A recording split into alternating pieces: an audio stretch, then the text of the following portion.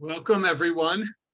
So delighted to welcome you. And we called this an Elul Tshuva talk.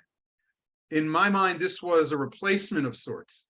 You know, it's 10 years in that I'm at Or Zarua, and I thought we had a Tshuva lecture in between Rosh Hashanah and Yom Kippur, but we haven't done a Tshuva lecture at the outset of Elul. And to me, Elul is the time that it really begins. It's traditionally the time that we say that God is in the field waiting for us, in the fields of our lives, in the fields metaphorically, and we're going out to search, and God is searching for us. You could say that's a Heschelian idea. You could say that that's an ancient rabbinical idea. The idea that we're in search of God is at the core of Jewish mysticism, without taking any greatness away from Dr. Fishbane's presentation of Jewish mysticism. I think we could say safely that the search for a living relationship with the divine is at the core of a Jewish mystical approach. And so it's always been part of Jewish life. To introduce Dr. Fishbane tonight, I'm going to tell you a little bit about his position at JTS and books he's written, but we're going to dialogue for a few minutes before he moves into a text study tonight. Dr. Eitan Fishbane, Professor Eitan Fishbane, is professor of Jewish thought at JTS. He is full professor there. He has written a book called Art of Mystical Narrative, which you would simply not believe the praise it received by Gedolim, by great ones in the field who understand how poetically and how elegantly Dr. Fishbane applied his mind and his understanding of textuality towards translations of texts and their underlying meanings to receivers of texts. I've met few people in the world who can read texts as elegantly as Dr. Fishbane does. And that's why we hang on to his words as he reads through texts that stem from the Zohar to modern Hasidism to Jewish thought. His book of poetry, Embers of Pilgrimage, in the Panui Poetry Series of 2021, is a wonderful set of reflections on depths we find in life, deep pools of life, I would say, Brechot HaChaim. And so I want to say, Yishar Koach, Dr. Fishbane. Happens to be that Art Rosenblum is listed as one of the sponsors, folks. So we have a little bit of a role in that as Or Zarua, and we're proud of that. But Dr. Fishbane, to start right in with a few questions before your presentation of the lecture proper, I want you to talk about the word mysticism in Judaism and say, is it newfangled or does it have deep roots? And when you think about the word mysticism, what are you really saying to a Jewish crowd of learners? What's Jewish mysticism for us as students of Jewish text? Fantastic. So first of all, great honor to be with you. Thank you, Rabbi Bolton. And just a delight to again engage with this wonderful community of Or Zarua. So thank you for having me with you.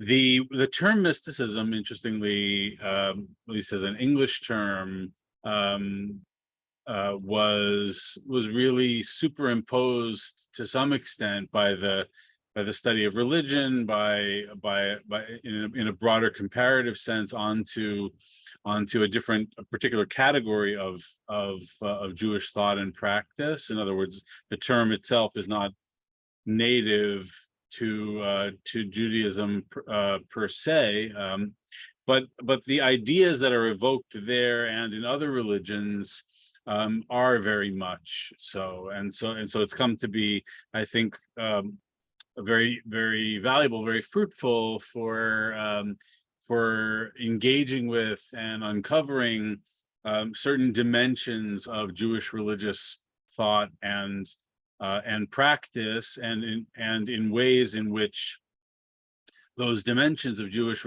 religious thought and practice, theology, religious experience, and so forth, spiritual experience, have so much in common with, can be compared with our brothers and sisters in other faiths.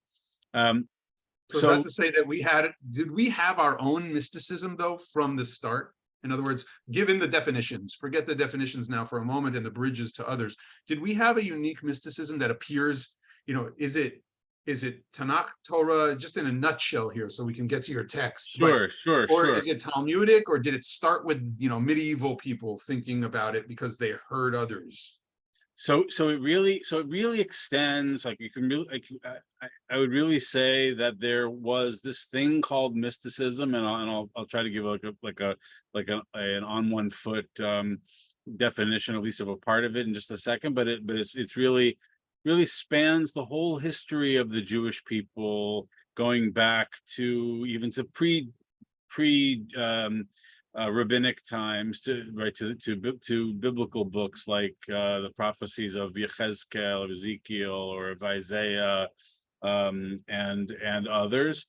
But one of the most interesting definitions, or at least statements about this, that we find already in ancient rabbinic literature is found in the Mishnah, in Mishnah Chagiga, in the 2nd century, where it says that a person should only teach Maaseh Merkava, which means the work of the chariot. It was their way of talking about Maaseh Merkava, Maaseh Breshit, the work of the chariot, and the work of creation were their ways of talking about esoteric mystical subjects.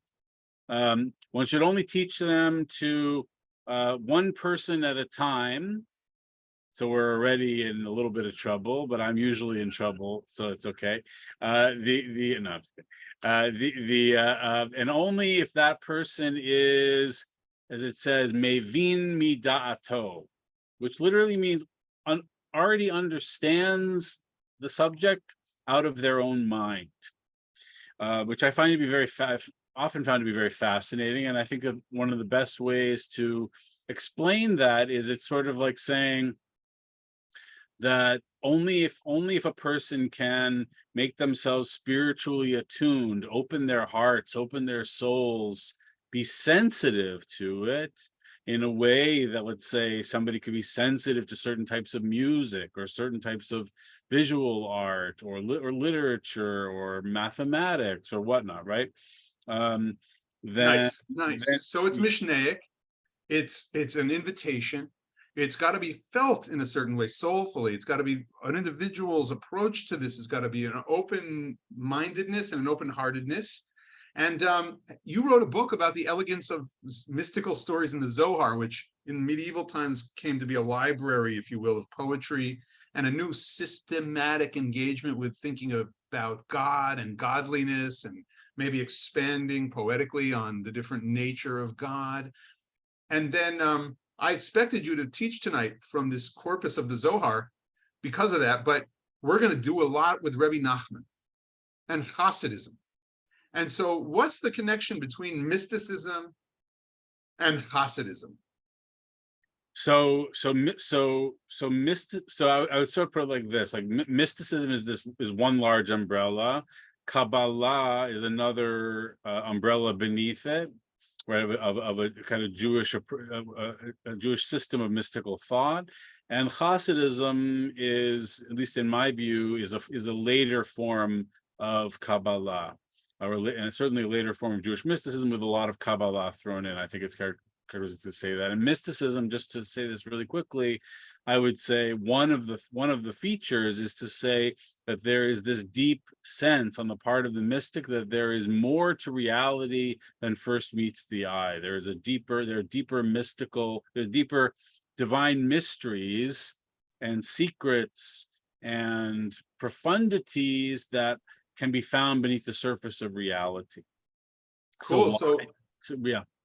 So if the reality is that we're in Elul, and the reality is we hold, kind of our hopes for washing ourselves clear of sin, leading ourselves more towards holiness and a life connected to hope.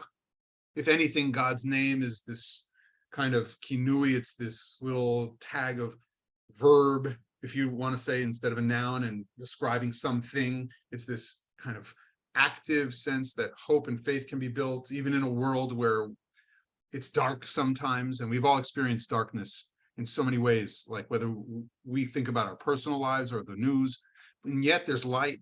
And so here we are, and we want to have the deeper realities of our soul lives and community life and our tradition come alive. And that's why we invited Dr. Fishbane here, because I think that the text he's going to show us what's going on deep beneath the surface. This is the mysticism of the Jewish people from time immemorial, back where he said the Mishnah and the Tanakh, but it's now this new umbrella of mysticism. And Rabbi Nachman represents a really interesting phase of Kabbalah. Dr. Fishbane just said, that's interesting. But a mysticism unto itself is Hasidism. And so the first source I'm going to share on the screen is one that he chose. He'll tell you about which one it is in the packet. I do have sources to screen here, and I can send them to you later if you're interested in the packet after the lecture. But I'm going to be sharing my screen, and I'm going to spotlight Dr. Fishbane now and let him just take it on over and move myself out of here. And so, Dr. Fishbane, thank you for really engaging with me to start us off and get us into the mystical soil of our souls and the soil of our people as we begin tonight. Such a pleasure. Okay, here we go. So I'm spotlighting you first. And then I'm going to share the screen. And here it is, the source you wanted as number one. Perfect. So wonderful. So I just want to even before we jump into this this text directly, which is I think fundamentally related to this question. When you were mentioning this issue of the divine name as a kind of emblem of how we are works in progress, or how we are, of the verb nature of what we are. Part of what I think I want to communicate to you, and I think we'll see this a little bit more in the next text that we look at after this one, but it's very much found here too, is where, right, in that text he talks about the term eheyeh, which is another term for God, meaning that which I will be. Eheyeh asher eheyeh, I will be that which I will be, as is God's answer to when Moses said, tell me your name. So it's a kind of way of understanding what Teshuvah is, and also what Elul is, especially, and given what Rabbi Bolton was underscoring for us, right? If we think about Elul as this time as we're journeying toward, we're moving toward this culmination of Rosh Hashanah and the high holidays and the whole holiday cycle, this whole time of Teshuvah, right? It's a preparation, and it's a kind of journey. And so eheyeh, in the sense of God as eheyeh, is also the person emulating that as Teshuvah. That to strive for Teshuvah is to channel one's quality of eheyeh, that I will become, I will work on myself, I will transform, I will seek to transform myself into a better person, spiritually, morally, and so forth, right? I am a work in progress, and I strive toward this process of Rosh Hashanah in particular, and of Yom Kippur as a time when Teshuvah can be understood also as this moment of rebirth, right? Or kind of at least a rebirth of our spiritual inner selves, right? A time when, like the world, like we're remembering the recreation of the world, right? Hayom Harat Olam in the liturgy of Rosh Hashanah, right? This is the birthday of the world. So too, we become like a Bria Chadasha. We become like a new creature, newly created. But we have a hand in that process, is part of what's also very powerful, right? We're both receiving that influx of divine purification, but there's also a working on ourself process that is so much a part of this. So let's take a look at this particular text, and just actually one more segue, just to say a word or two about Rabbi Nachman, just to bring us into this. Even though he's one of the mystery of how he became a little bit more well known more broadly is still mystifying to me. I'm still working to solve that puzzle. I think there are various reasons, but he happens to be at least known by name. But Nachman of Bratslav, who was one of the really, I think, the most important Hasidic spiritual mystical thinkers, especially with regard to the mystical spiritual nature of the emotions as they relate to the life of piety,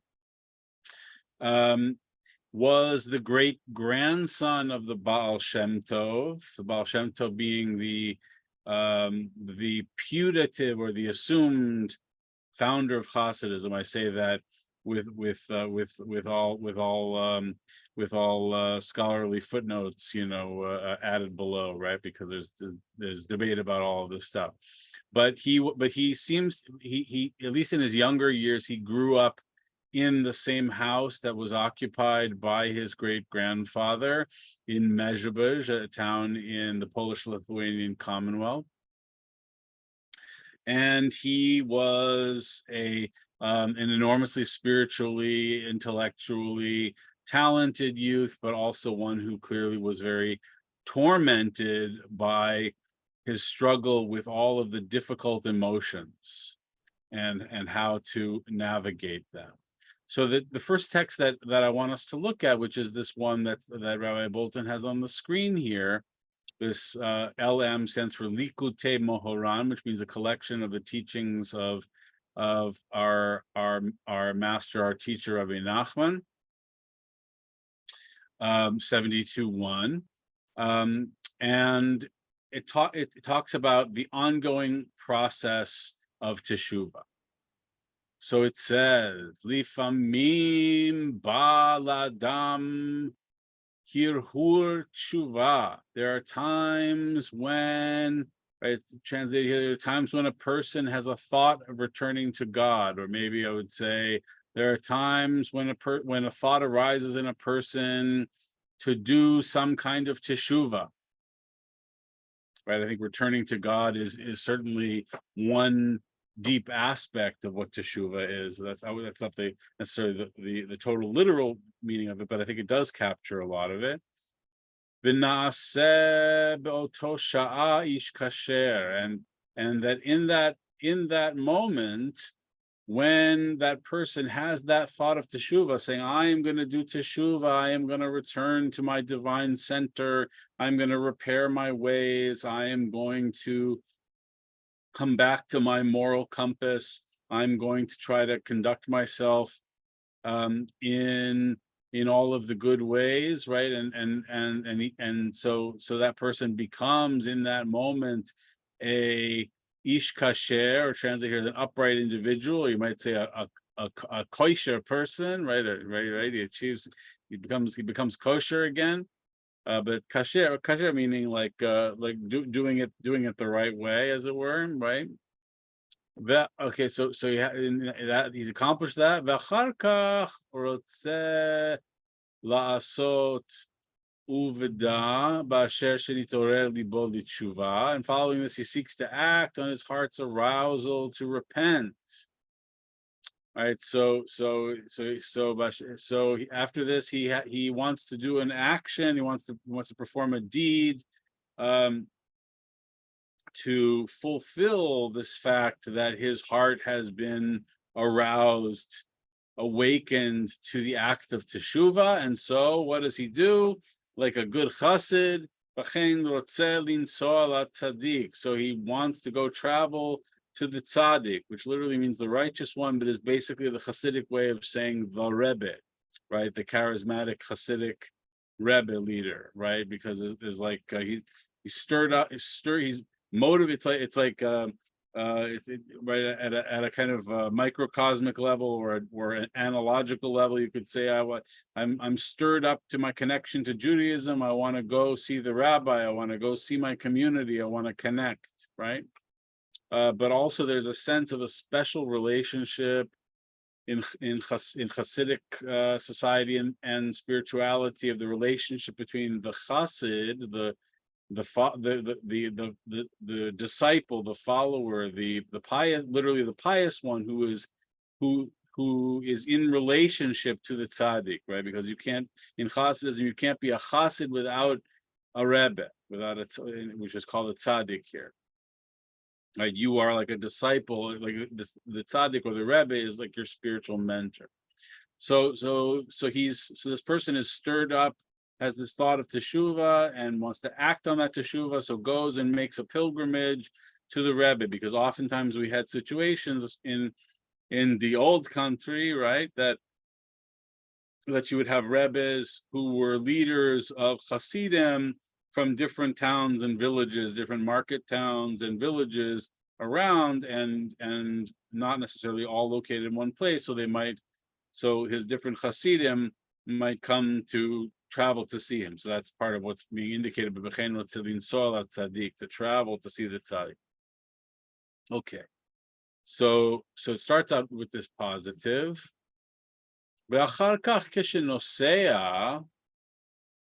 And after this person travels and undergoes this journey, mitgaber alav yetzer hara, right? Even while this person is traveling or in the process of doing this, the inner yetzer hara, right, which is translated as evil inclination, it's a little bit strong. It's kind of more like the negative urge, or the bad urge, right, the opposite of the good. It's not necessarily evil in quite as harsh of a sense, but it's often said that we have a yetzer hatov, right, an impulse and an urge to do good inside of us, and an impulse and an urge to go wayward, or to do something bad, or to fall prey to temptation or something like that.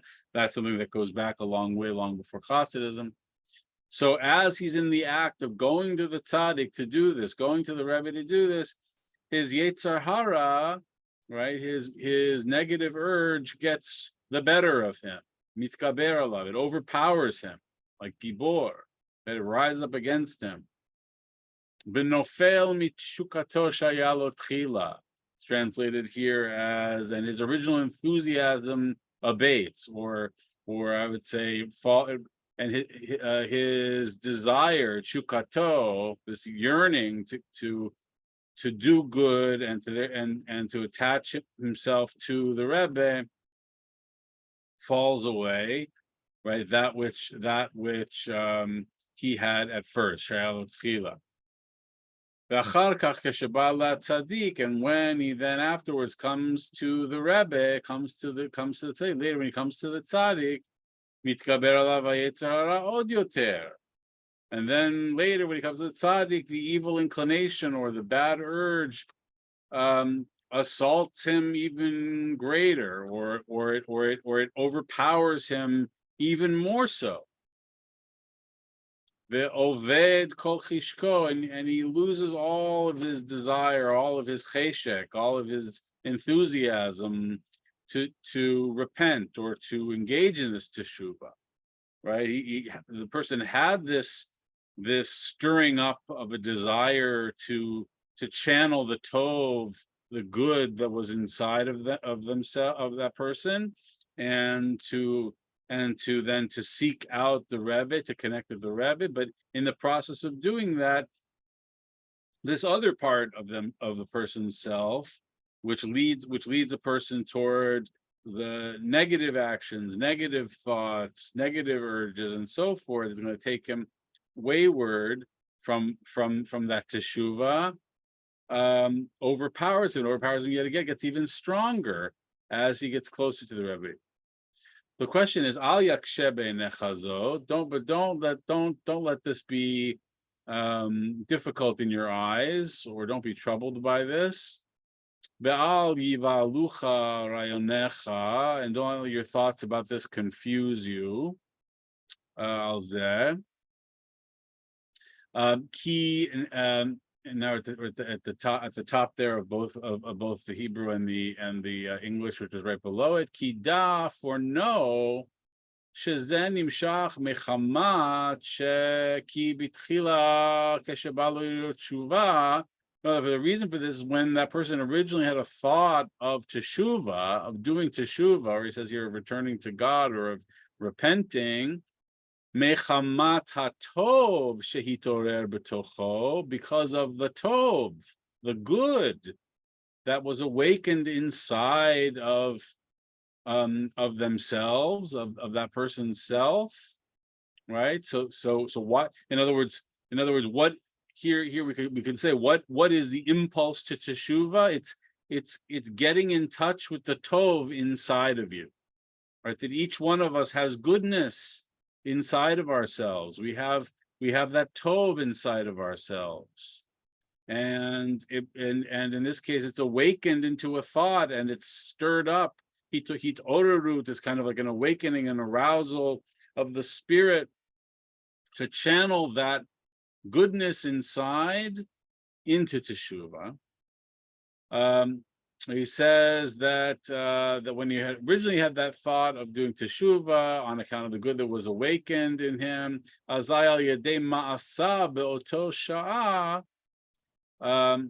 action that he took at that moment, the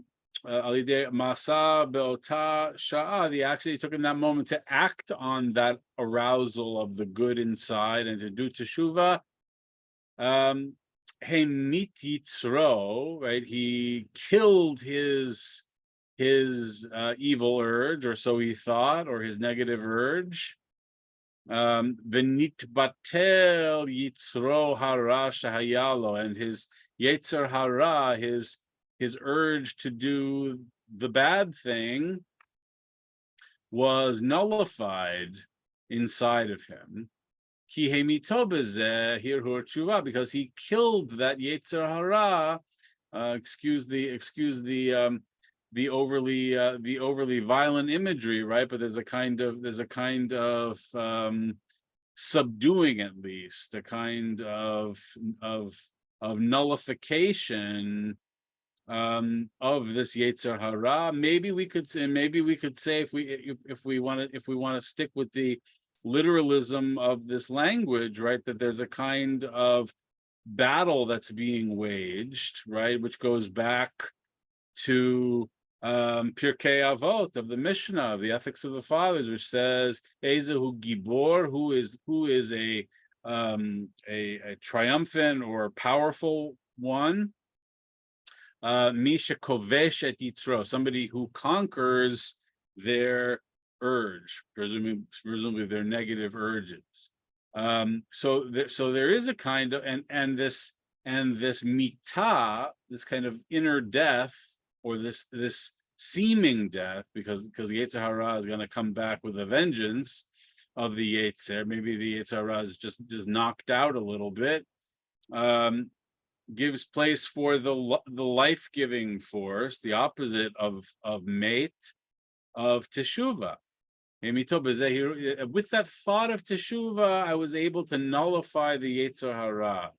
By channeling that inner tov, that inner good, I awakened this hirhur teshuva, this thought of teshuva, and that allowed me to subjugate, to quiet, even to I don't think it's quite kill, because the Yetzer Hara doesn't entirely go away, but it's momentarily nullified as Yetzer Hara. V'avda shelota sha'a, and that act right through that thought of teshuva and that act of acting upon it to bring teshuva to life, to go to the Rebbe, but also to to change one's life, right? To feel that I've gotten in touch with this tov inside of me, and it brings up, and I bring that tov to my awareness, and I allow teshuvah to be this permeating consciousness and mindfulness and awareness that will then lead me to an uvda, to an action of the moment, right? So how will I change my actions? By getting in touch with that inner good, which awakens this teshuvah, which awakens this thought of teshuvah, which allows me to subdue the Yetzer Hara, in other words, to allow the tov to go forth. But then, achar kach kesher roseh linsoa, but then when that person wants to travel to the Rebbe and to head out on that journey of teshuvah, mitkaber alav Yetzer Hara acher. So he does seem to be saying that, okay, maybe I killed that Yetzer Hara, but there are other soldiers on the battlefield of my urges, of the tumult that's inside of me, and so another one rises up and overpowers me. Ki kol hagadol mechavero yitzro gadol mimeno. This is a very interesting phrase from the Babylonian Talmud, from Masechet Tractate Sukkah 52a, where it says, anyone who is greater than his fellow man, right? Or maybe we say the more advanced the person becomes on their spiritual path, let's put it that way, then the greater of a yetzer, the greater the temptations and the urges that they have to struggle with. Maybe that means pride, right? Maybe the more I develop my mind and my soul, and I reach these heights and so forth, then I have an amplified urge to take pride in it and to exult in my ego, right? So that might be part of it. Or it might say that as much as I grow spiritually and morally, I'm always going to have an ever greater challenge of a yetzer to come. It's like Nachman's other teachings about what he calls the makifin, the thoughts that surround our mind when we seek to know God. We might break through one of those surrounding clouds and say, aha, I think I understand God in a different way. And then I encounter another mekif, I encounter another cloud, another ring, right? So in other words, it's like the higher I get, the more I encounter other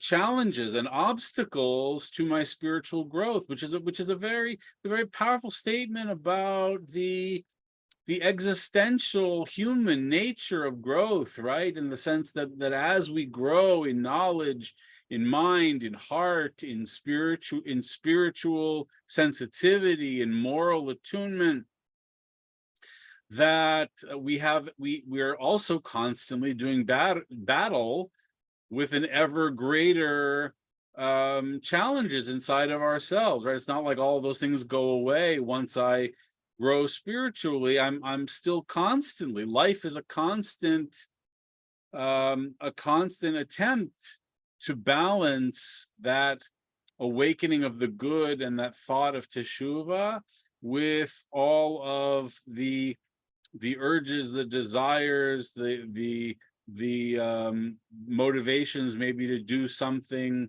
that might hurt someone else or hurt myself, or do something immoral, or to fall off of the path, are always there, right? And I'm always seeking to balance them and to find my balance, right? As the great Mr. Miyagi said in the Karate Kid of my youth.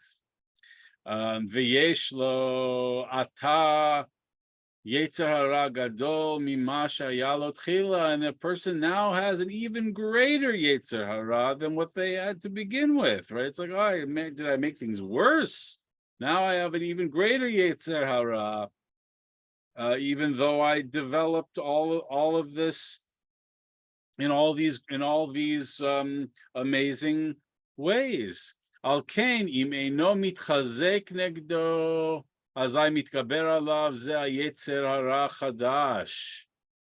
Right. Therefore, looking in the translation, this is like 3 or 4 lines from the bottom of that paragraph. Therefore, unless he strengthens his resolve against it, this new evil inclination will gain the upper hand, and his original enthusiasm will abate. Right. Azai mitgaber alav. So if he does not, if the person does not overpower in this battle, which goes back to the Mishnah, right, of who is a gibor, who is the triumphant one, it's one, or who is strong, it's one who is able to overpower their own emotions, their own urges, right? This statement from the Mishnah, from Pirkei Avot, is you can find it virtually verbatim in the Roman philosopher Seneca, right? So there's a sense of what is it to be powerful? It's to be in control of one's inner tumult and inner emotional life. And if I can't do that, then I fall from nofel michukato shayal, then it falls from that enthusiasm, that desire to achieve teshuvah that I had from the beginning. Ki tzarich itgabrut chadash biyoter. The person needs to fight anew, or to overpower that inner challenge, to deal with that inner challenge again anew. Neged ze yetzer hara chadash balo, just like this new inner challenge that comes to me within myself, right? So in other words, it's a way. This whole piece, I believe, can be seen as that our life of teshuvah, our process of teshuvah, is one of constancy, right? I'm in perennial motion of moving between finding the good in myself and bringing it to teshuvah, to the thought of teshuvah, and I set out on the path and the journey to try to bring that into reality. And then I experience a setback. I experience, maybe my emotions get the better of me, or my desires get the better of me, or whatnot, right? Or maybe I'm not able to keep up my spiritual or my moral discipline in the way that I want to, and I have to recalibrate. So teshuvah is this constant recalibration, or as we'll see in a moment in one of the texts above, I'm constantly in a state of becoming. I will, a futurity, I will become. So maybe before we look at text number 3, since I've just been talking a lot, maybe we can, and hopefully you've been taking in some of that text. Maybe if it's all right with Rabbi Bolton, we take a minute. If people have some thoughts about this, and we can have a little bit of back and forth conversation about it. So I've removed the spotlight, and we're all kind of here in the mosaics of the Zoom squares. So anybody, the holy mosaic, the holy Beit Midrash, the Zoom Beit Midrash. So anybody want to venture a thought, a reflection, or ask a question about this particular text?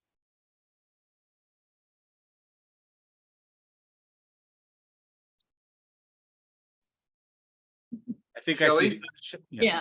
Hi.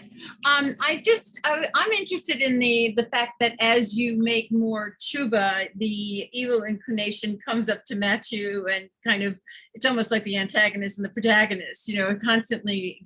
And I'm wondering why that, especially in the tzaddikim, in other words, who are on a greater level than we are, let's say. And I'm wondering what the purpose of that is, apart from just the physics of it, and I was thinking, I wonder if it has something to do with strengthening the Yetzer HaTov.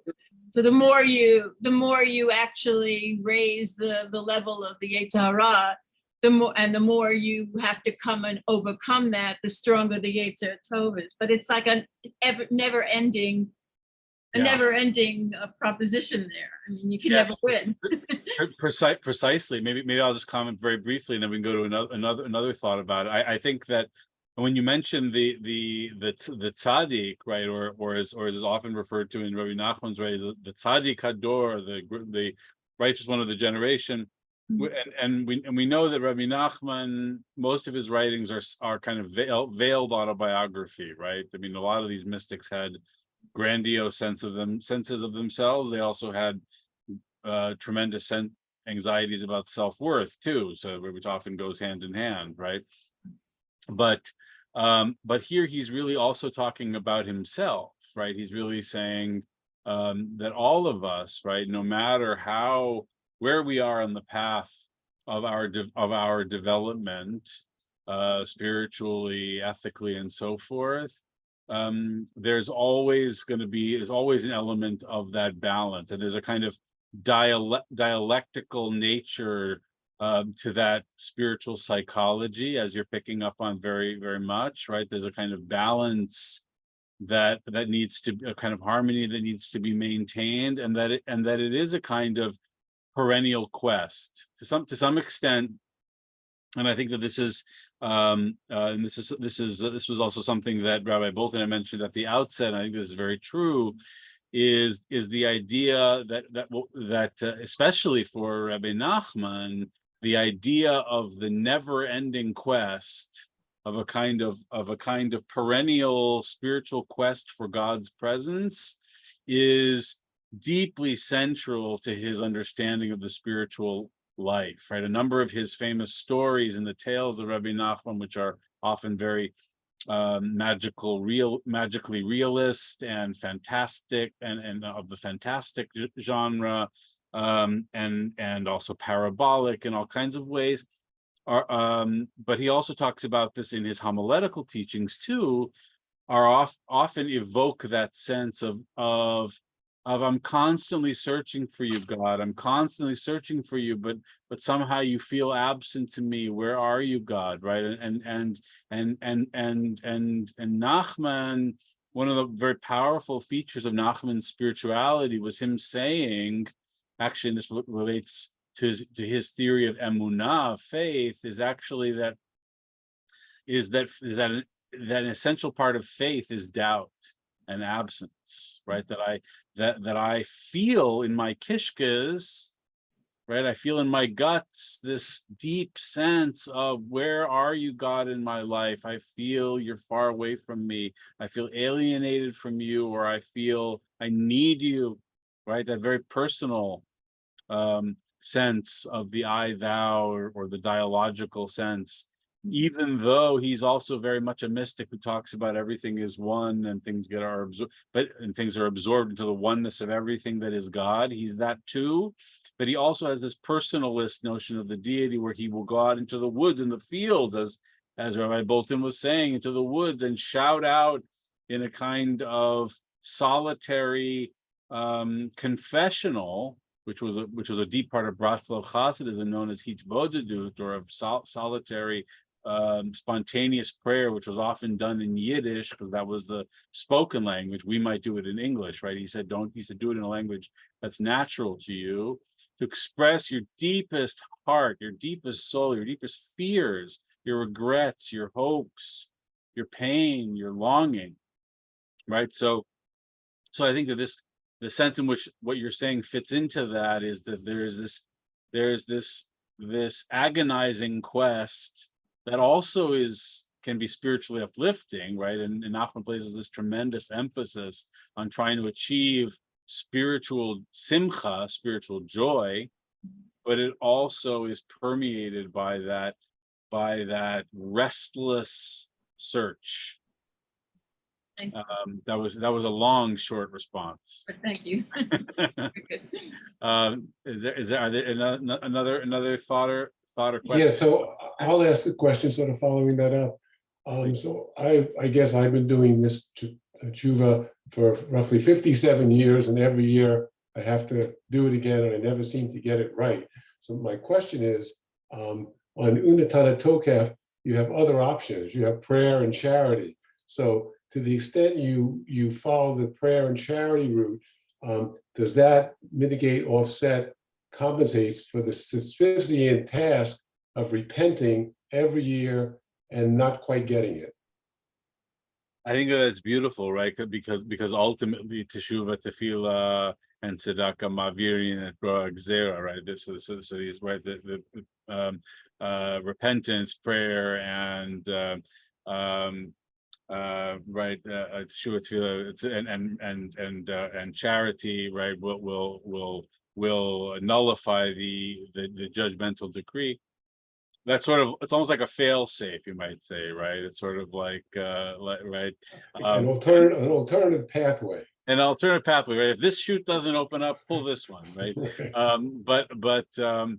And I think that's very, very true. And to some extent, the teshuva piece of that is part of what's being talked about, right? It's sort of that you're doing the teshuva work, but the teshuva work is also this challenging struggle of dealing with all of the obstacles that get put in our way, right? All of the inner emotional tumult that gets put in our way of trying to keep that center, to keep that, to try to really stay aware of the goodness that I have inside of me, that each one of us has inside of ourselves, right? And to believe that each one of us has a deep good, that we just need to stir it up in the right way and bring it to hirhur teshuvah, bring it to mind, to awareness, to mindfulness, right? Teshuvah as a kind of mindfulness, awareness of the good, and to channel that good to overcome the obstacle. Wonderful. Wonderful. So maybe one more thought question, and then let's turn, because I see there was one hand up, and then let's turn to the next text. Does that sound okay, Rabbi Bolton? Okay, so Richard, last comment, and then we're going to move to the next text. Okay, I think in listening to this and how the challenge, the stronger you are, the greater the challenge, which is really what it reminds me of an old saying when it comes to knowledge, is that the more you learn, the more you realize, the less you know. Yes. And so I think there's a parallel here in my reading of it. That's beautiful. I really like that. I think that's really true, right? It's sort of like how is that as we grow, right? As we increase in our knowledge and our development, that's when we can channel the virtue of humility even more, hopefully, right? And not fall prey to the vice of pride and egoism, right? Even though some healthy ego is a good thing, right? It could be a good thing too, right? Just not too much.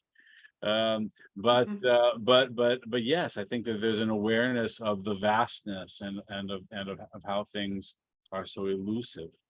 What I love is the advice: don't be troubled by this, right? Don't let your thoughts confuse you. You actually are doing tshuva. You are really reaching in and finding the good. And so keep going. Don't let it trouble you that you're feeling incomplete by the process, that it's coming back at you. So love that. Which text should I throw up on the screen?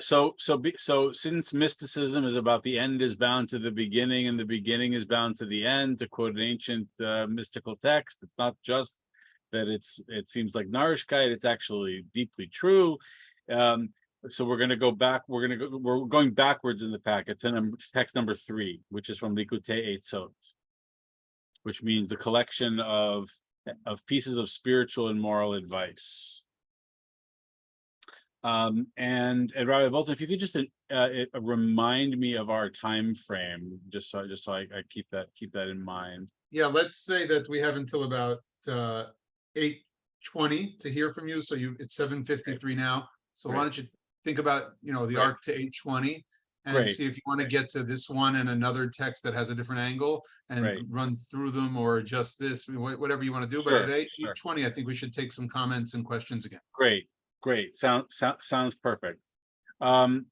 Okay, so this text called Likutei Eitzot, it's from the Bratslav tradition. It's not entirely clear whether it was written by Rabbi Nachman himself or by his disciple Rabbi Nathan of Nemerov, who was an author of a number of Bratslav works, but it definitely is deeply connected to Nachman's either oral teachings or written teachings, right? Because there's always debate among different Hasidic thinkers as to what the actual teacher, the Rebbe behind the work, wrote himself, right? In this case, these were all male. Or what was written down by the disciples from the spoken. Okay, so we're looking here. In the English, it starts with before a person, and in the Hebrew, kodem hateshuvah. So I'll read in the Hebrew and translate and correlate to the English there also. Kodem hateshuvah adayin ein lo havaya. This is, I think, extraordinary. Ki'ilu adayin lo nitava ba'olam. Right. So before you do teshuvah, a person has no existence, has no havaya, has no being. And havaya, by the way, is also, right, it means being, but it's also a play on the name of God, right? Because you have the Yud He Vav He in there as well, right? So when we sometimes, for short, when you don't want to say Yud He Vav He, you'll say Shem Havaya, the name Yud He Vav He, the Tetragrammaton. But here it's saying before a person does teshuvah, they haven't really been brought into being, and ultimately, I'm going to, as I was mentioning a little bit before, I'm going to want us to read this along with Rabbi Nachman as a process of this making of the self, right? I'm forming myself. Ki'ilu adayin lo nitava ba'olam, as though that person had not even been in the world, right? And this also relates to part of what I said in my opening about teshuvah, especially around the time of Rosh Hashanah, but not only, also in Yom Kippur, and this is also correlated in some thinkers into why one wears the kittel on the Yamim Noraim, on the high holy days, both especially on Yom Kippur, also on Rosh Hashanah for many people, and also on Leil HaPesach, also at the Seder. It's traditional to wear the white kittel, that white garb, because it symbolizes the process of purification and rebirth, right? So here there's a kind of coming into being again. I'm coming into being again. But here he's saying it's as if you never existed, right? Teshuvah brings yourself into existence. And in the tradition of some of the harsh statements from the rabbinic past, is not just Rabbi Nachman's, found also in the classical sources of Chazal, of our sages from the Talmud, etc. Ki tov lo shelo nivra mi shenivra. It would be better as if that person was not created than that they were created. All right, we'll agree to disagree. But maybe if we reinterpret that a little bit, right? That could certainly be re-understood, right? But the idea is that teshuvah is the essence of what it is to become a human being. How do I achieve my humanness? It is through this thing called teshuvah, and we're going to continue to see what that means. Ukesheba letaher et atzmo ve'la'asot teshuvah, and when a person comes to purify themselves and to do teshuvah, az mechin et atzmo sheyelo havaya ba'olam. That process of purifying, of preparing, and we might even say that again, to come back to this theme of Elul, can be understood as this process of tahara, of achieving purity, of purification that precedes the actual act of teshuvah. It's almost like Elul is a mikvah in time, right? To give it a little Hegelian twist, right? It's sort of like we immerse ourselves in that month of Elul that is the divine mikvah. As it says, Adonai mikveh Yisrael, right? That God is like a kind of purifying ritual bath, or kind of ritual waters, which is how a person converts, how a person purifies, how a person, right? That there's a kind of rite of passage and rebirth that happens by immersing completely without any object on oneself, any clothing, any object.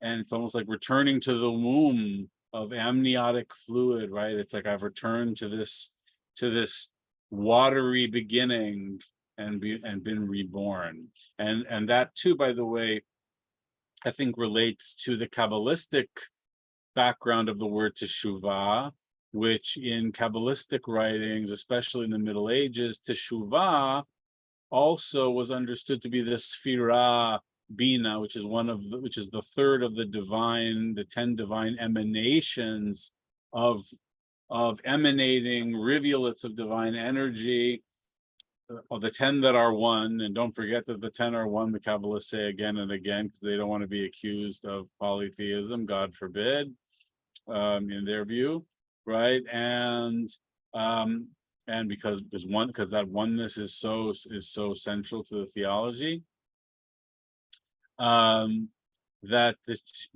Bina is called Teshuvah because it's like a return to the womb of being. Bina is the upper mother within the Sfirot, within those emanations, dimensions of God. And she is characterized as like this womb of divine birth, right? Because there's masculine and feminine dimensions within divinity in Kabbalistic thought. A slightly radical, powerful statement to say as a parenthetical clause. But just to help that make sense, right? Teshuvah is understood to be this womb of the upper mother within divinity. So it's almost like to lasot teshuvah is almost to become purified in that womb of Bina rebirth. And also Bina, in addition to being called teshuvah, is also called olam haba, which literally means the world to come. But it's also been translated by many, and I think that this is how it's used in the Zohar, as the world that is coming forth, the world that is always coming forth. Haba, right? In the way that it's the world that is constantly giving birth to reality again and again. And so we too, if we attach ourselves to teshuvah as bringing ourselves into being, we too are attaching ourselves into that quality of becoming, of constantly remaking ourselves, of constantly birthing ourselves. Very powerful image, I think. I would actually just need to go up a little bit higher. That's great. Thank you. Great. Then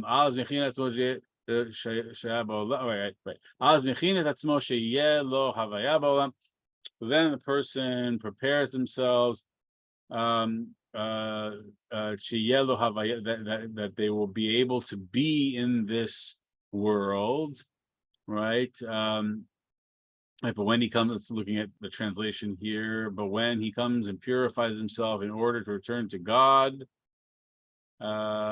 he puts himself in order and prepares to become a being. I'm maybe getting a drop ahead of myself here, but probably no.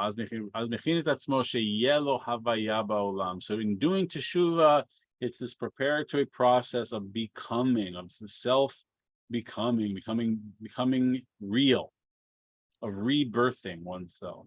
Al kain teshuvah, and here this is the connection. Al kain teshuvah hi bechinat eheyeh. so teshuvah is the aspect of eheyeh, of that which I will be, right? As we said before, when Moses asks God in Exodus, what is your name? God says, eheyeh asher eheyeh, I will be that which I will be. This Zen koan-like statement, right? This mysterious statement. But there's something deeply powerful in this, both because eheyeh represents the first of the sfirot. If we're to get into all the intricacies of Kabbalistic theology, it's eheyeh correlates, the aleph of eheyeh correlates to keter, the highest of the sfirot, that which is the source of all the things that are becoming, whereas the lower sfirot are the yud hey vav hey. They are, because God and God's name are one. If I haven't totally befuddled you yet, it's a little bit of a Kabbalistic Zen koan, right? But here we as people who achieve Havaya, becoming Nitaveh Ba'olam, we who achieve being and reality through this process of Teshuvah, we attach ourselves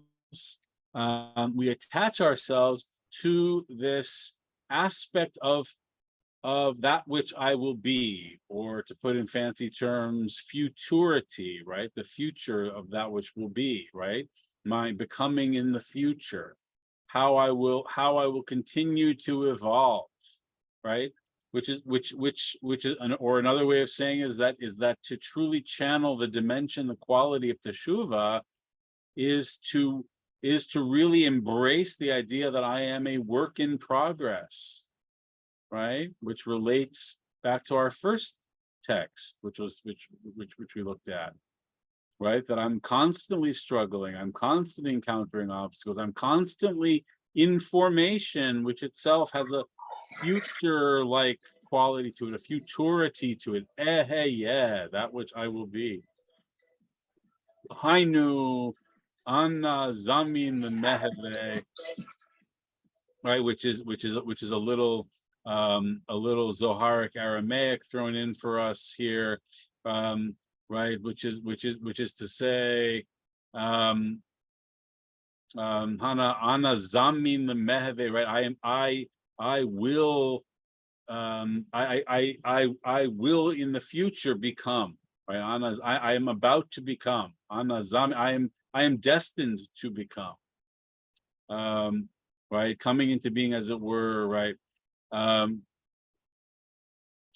So there's a sense in which that which I will be in the future. Teshuvah is about saying, this is where I am now, this is and reflecting on where I've been in the past.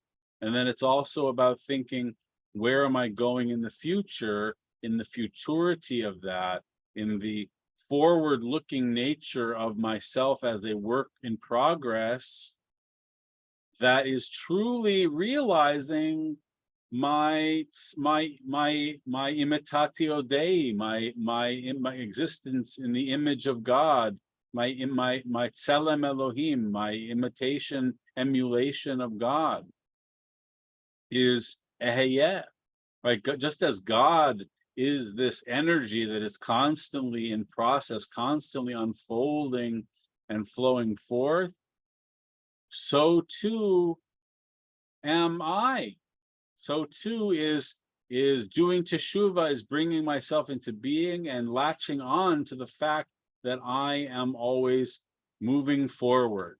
I am always in an eheyeh state. And there's a little bit. I'm trying to see if there's a little bit more to look at here, right? It says. So let's even just look at this second section in the English. Right here, just a little bit lower. There we go. But when someone wants to purify themselves and return to God, they then tell that person, wait. From Masechet Yoma, is true that the person should hurry to release his soul and flee from the darkness, but he shouldn't be so discouraged and depressed when he sees how far is from true prayer and other holy devotions, because it's a necessary part of the process that the person should wait. In the end, you will be worthy of making amends completely and will be restored, right? There's this sense of, as Rabbi Bolton was mentioning too, of a kind of sticking with it, even when it feels like a challenge, right? Of that process of purification that brings me forward, and of always thinking about the forward-looking nature of my spiritual, moral work of teshuva, working on myself, that I'm always in eheyeh mode. As it says here in the next Hebrew passage, tzarich le'echoz tamid b'midat teshuva. Maybe we can scroll up just a drop. Tzarich le'echoz tamid b'midat teshuva. It is necessary, it is important to grasp hold always of the attribute of teshuva. All right, it's always important. This is a slightly different translation that I'm offering here than what was here. There might have been actually a line here before as well that but I don't think so. Right, tzarich le'echoz tamid b'midat teshuva. Okay, so we need to always hold fast to that attribute of teshuva. For even in the moment when a person says, right, and that's in the translation, even at the very moment that a person is saying chatati, aviti, pashati, right, from the language of the al-chetz of the high holidays, I have sinned, I have transgressed, I have rebelled. Even in that moment when you're saying that, and when you are customarily beating the chest as one does to do that, or at least is trying to bring that to consciousness for your transformation. Afilu zeh I efshar lo lomar beli pniya. It is still impossible for him to say the words with complete sincerity, without a single extraneous motive, right? Without any other motive or thought. Nimtza shetzarich la'asot teshuva al teshuva harishona. Right? You need to repent for your earlier repentance.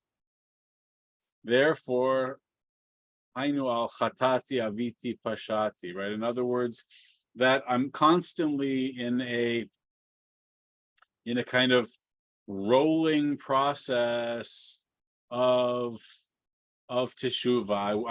I achieved this rung, and now I have more to do. I have a new teshuva to do.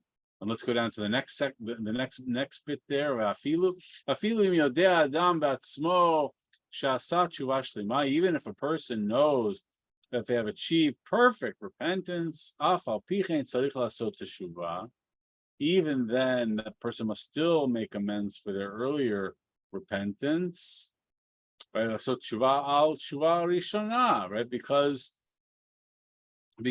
we are always in this state of formation. We're always in this state of eheyeh, of I will become. I'm never still. Ki mitchila keshe'asa, for he achieved then asa lefi asagato. Right? It's what a person did then, they did only according to what they knew and what they were able to do then. And then afterwards, surely when they do this second teshuva, or this next teshuva, if it's a kind of ongoing, almost never-ending process of becoming, of futurity, right?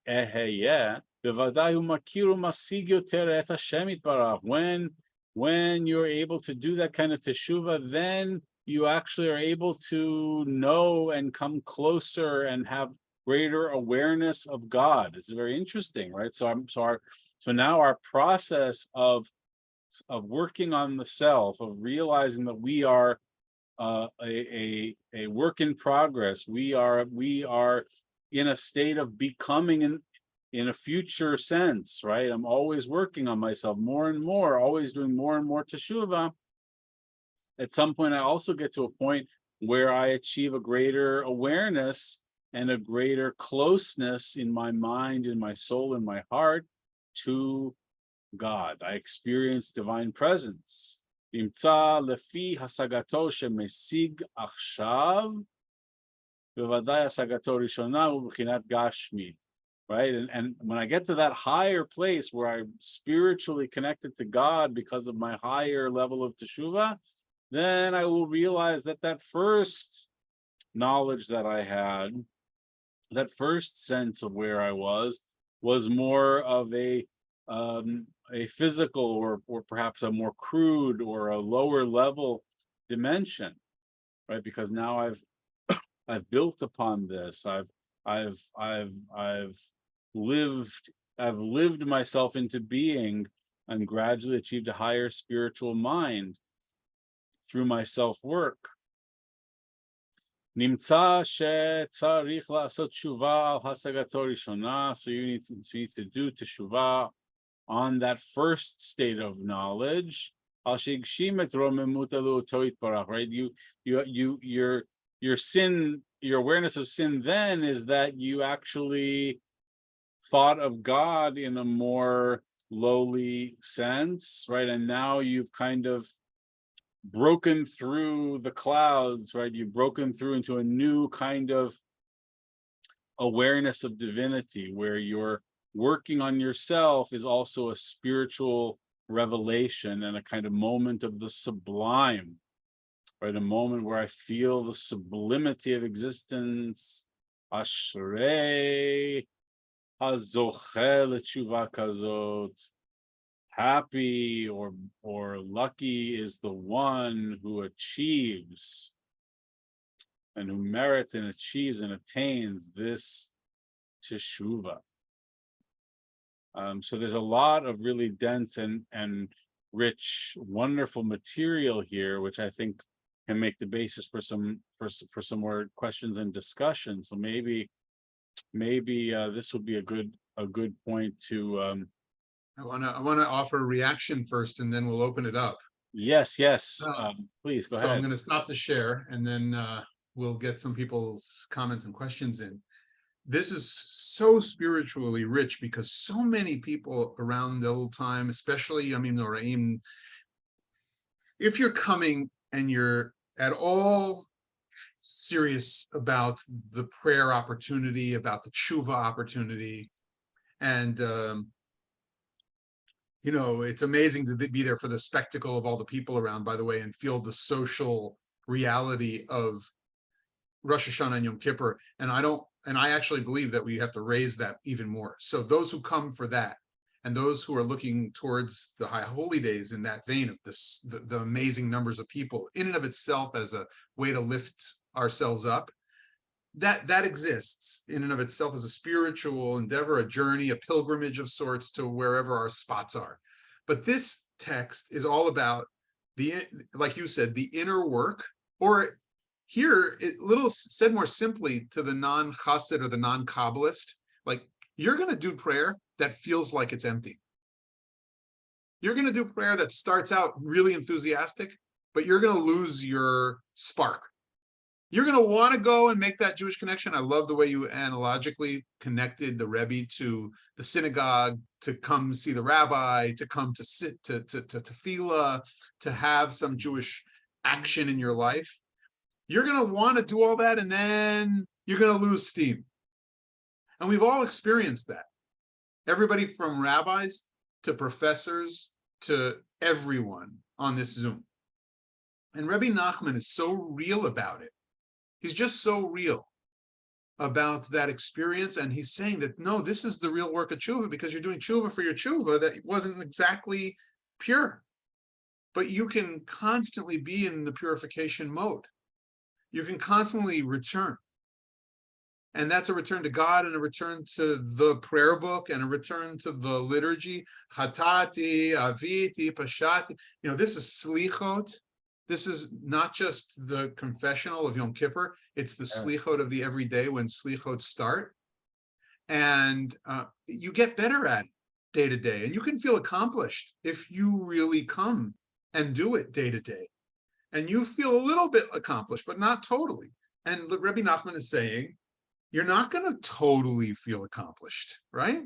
He's so dynamically presenting this very real shared experience of Jewish prayer experience and tshuva experience during the Yamim Noraim, that he's just kind of explaining it in a way. And here's the interesting piece, right?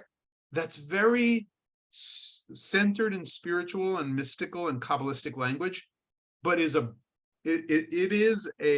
an investigation in a way that's pre-modern or at the cusp of Jewish modernity, late 1700s, early 1800s. And he's exploring a reality that's going on in Jewish minds and souls in a way then that explores an element of our personal Jewish histories, as opposed to the bigger movement of Jewish historical consciousness that we could say explodes in Europe in the 18th century. It's a wow. Beautiful. Thank you. Thank you, Rabbi Bolton. Beautiful, beautiful. Folks, comments, questions, thoughts?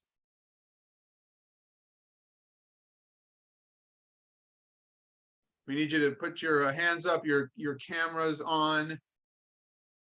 So I'll put one comment or question. So happy is the man who has true repentance. I guess that's a momentary experience, because shortly after that, one tends to go back down the mountain. So you try and get to that I thou experience, no matter how transitory it might be. I think that that's very true, and I think and that's actually, I think, a core element of Hasidic thought in general that influenced Martin Buber very deeply, right? So the Hasidic thought being, right, that I'm most of my life, most of my existence is in katnut. I'm in a state of smallness of mind, of soul, right? I'm in the narrow places of tunnel vision, right? I'm only able to see the superficial, or maybe I'm objectifying, or I'm thinking about the not the deepest things, or they're not the right things, prioritizing.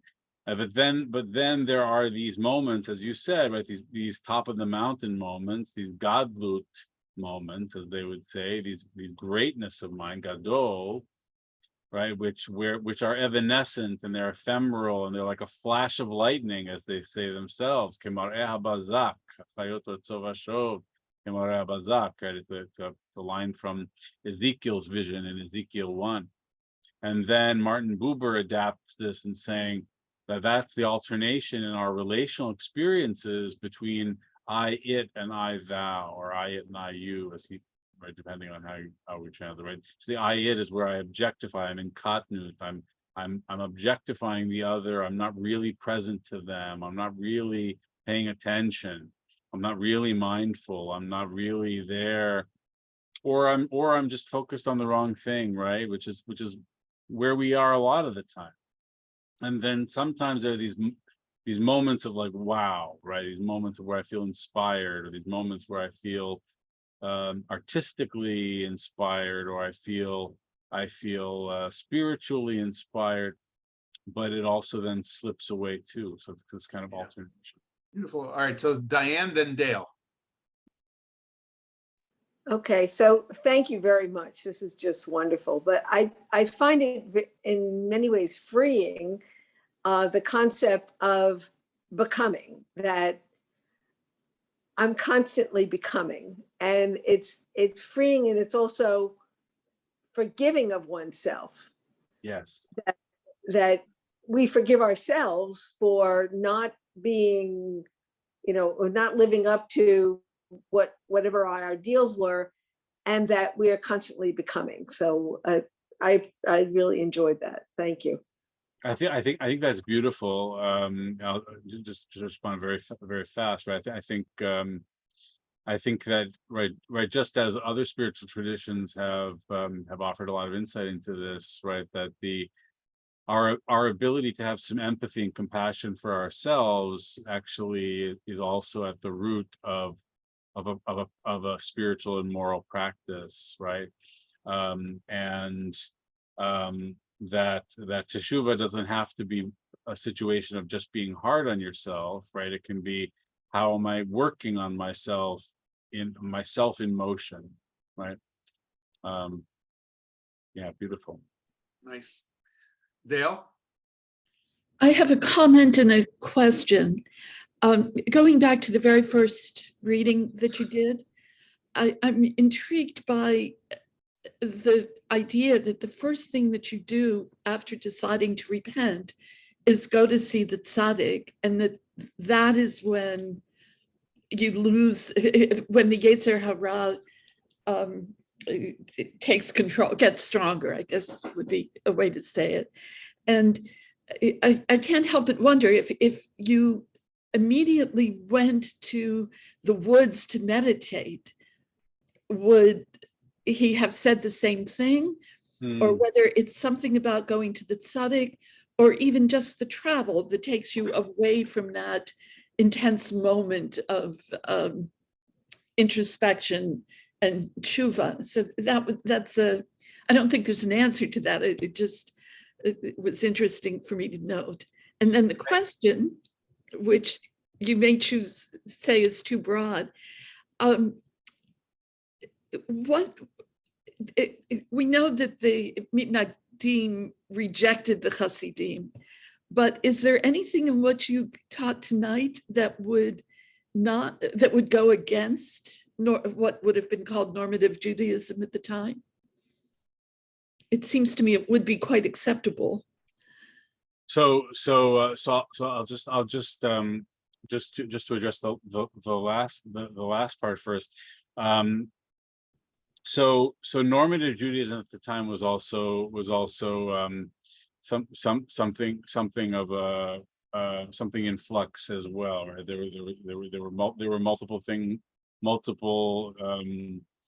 forces and societal modalities going on at the time. The Mitnagdim were kind of part of the very vocal rabbinic establishment who were coming out of the Vilna Yeshiva under the leadership of the Vilna Gaon, who himself was a Kabbalist, by the way, as was Chaim of Volozhin, right? So it wasn't anti-mysticism there. It was more opposition to certain modes of expression and in practice in Hasidic society, right? Particularly, I think Hasidic mysticism